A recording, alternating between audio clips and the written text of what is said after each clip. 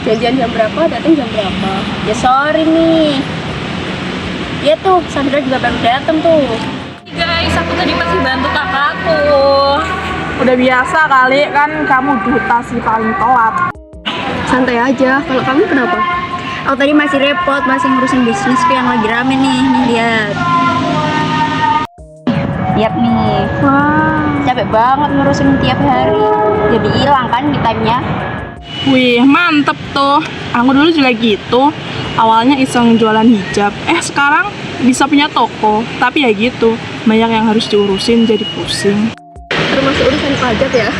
Aku hitung SPK aja udah pusing, apalagi pajak. Sumpah iya, aku tuh kemarin sempat baca kan katanya pajak UMKM itu 0%. Terus ada lagi yang bilang itu 0,5%. Jadi yang bener yang mana ya? Pusing banget. Aku dulu juga sempat salah paham loh.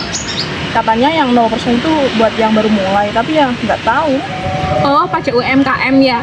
Aku tahu dikit sih, soalnya aku bantu kakakku jualan dan kemarin baca-baca dikit tentang pajak. Wih, si paling pajak nih ceritanya. Bukan si paling pajak juga sih, cuma biar kalian nggak kebingungan. Soalnya pajak UMKM itu sebenarnya gampang banget kok, asal ngerti alurnya. Sini aku jelasin. Jadi gini nih, kalau omset kamu di bawah 500 juta setahun, itu nggak kena pajak alias 0%. Gokil kan, kayak dikasih free trial. Tapi kalau omset kamu udah lebih dari 500 juta sampai 4,8 miliar, baru deh kena 0,5% dari omset. Ingat ya, dari omset. Oh jadi gitu, berarti masih aman dong ya aku. Kan omsetku baru 300 juta setahun nih, belum juga setengahnya kan. Jadi kalau omsetku udah 700 juta setahun, aku udah mulai kena pajak 0,5% ya.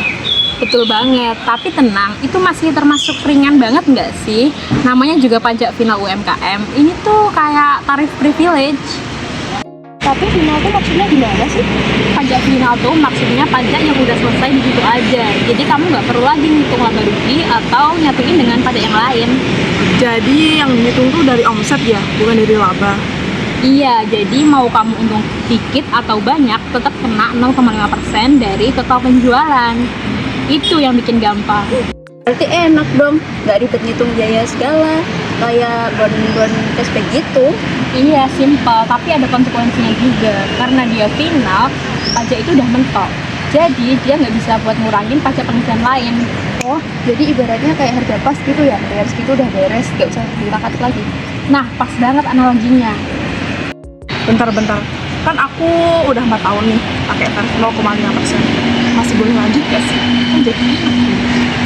Hati-hati sih, soalnya banyak yang nggak sadar kalau tarif 0,5% itu nggak bisa dipakai selamanya.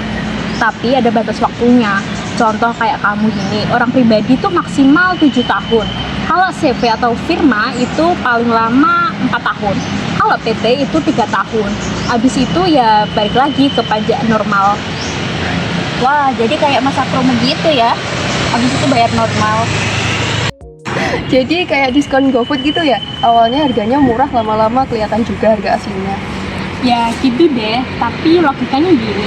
Dalam waktu segitu, usaha kamu pasti udah berkembang pesat kan. Jadi wajar dong kalau sistem pajaknya juga ikut naik kelas. Jadi siap-siap upgrade. Terus aku tuh jualan di toko sewa ya. Itu pajaknya gimana sih? Ikut yang 0,5% juga.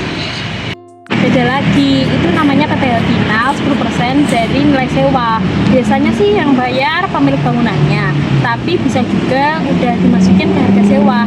Cek aja gimana perjanjian sewanya. Oh, berarti tetap kepotong juga ya secara nggak langsung. Fix semua yang kita pakai kan pajaknya. Iya, tapi justru itu bagus. Artinya sistem kita udah rapi dan gak mau diletak. Jadi jangan takut duluan dengan kata pajak. Berarti intinya kalau omset aku masih di bawah 500 juta itu belum kena pajak. Tapi kalau udah naik itu kita harus siap bayar 0,5% ya kan?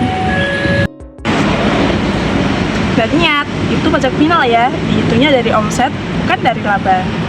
Dan jangan lupa, masa berlakunya terbatas. Kayak hubungan toksik, nggak bisa selamanya. Iya, bener banget. Jadi siapin dari sekarang biar waktunya naik kelas nggak panik. Oh gitu.